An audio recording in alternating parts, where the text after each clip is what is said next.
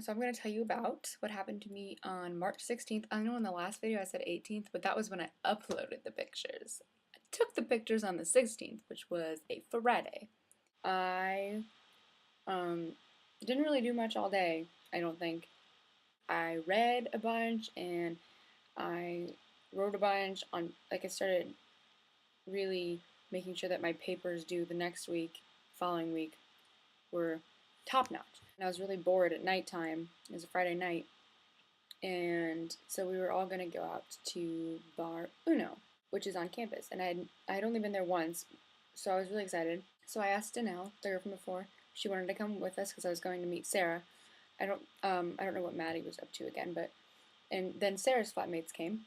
So we all went to Bar Uno, and we split a picture of Sex on the Beach, three-way, which is really good.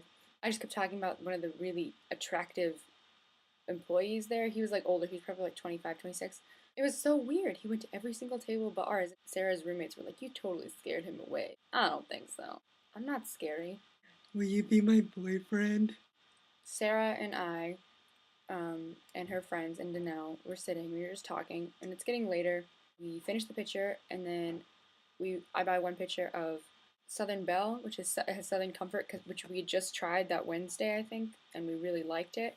So we got that, and we were going to share that. And before I ordered it, it was getting really late, and the bar part closes at 11. If we ordered this, it was probably like 10:40. It's like, if we order this now, will we have time to drink it? She's like, no, no, no. If you order it, you take your time. So I ordered it, and we get it, like, bring it back at like 10:45 to the table. So we're sipping on our drinks, and everything's fine. And then 5 minutes later, someone comes over, an employee, the one who had asked earlier. She was like, "Okay, guys, we're closing in 10 minutes. You need to be done drinking by then." Like, are you kidding me? I just asked. And I just started downing this stuff. Like, I was just like, I don't want to waste it. Everyone was like, "You should just steal the picture. Just walk out with it." Apparently, everyone there would have done except for me, but I'm a good girl, so I didn't want to do that. So we drink it really, really fast. I drank it really fast. We're all heading home, and I had to pee really bad, and so did Danelle. So we ran and ran. I got home, and then I knocked on Danelle's door. She offered some pot. I was like, no, no, no, I'll just watch. Watching is fine. And she was like, okay, well, that's fine. Yeah, totally. And as we get in there and she's like rolling the stuff out, I keep asking all these questions like, what's this do? What's a filter? What is it made out of? Is it addictive? Am I gonna die?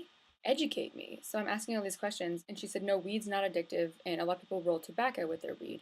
And I was like, I'm not going to, like, if there's any chance of me trying this. And at that point, I was pretty drunk, and I knew I was going to be smoking when I got to Amsterdam anyway. And I've never smoked weed. I hadn't at that point.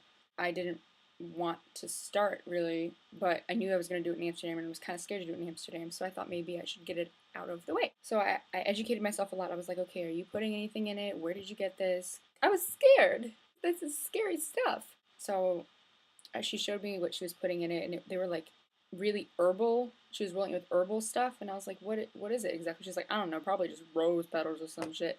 So I looked at the package so I could educate myself about what I would be putting in my body, and it really said rose petals. It was from the herbal shop down the road, and that was it. It was like crushed dried rose petals. There's no tobacco. It's tobacco free, nicotine free. And so I was like, okay, I'll try one. I didn't know what terminology to use. Now I know I would say I'll take one hit, but I didn't really know that. So I did. It tasted like skunk, and I didn't really care for it.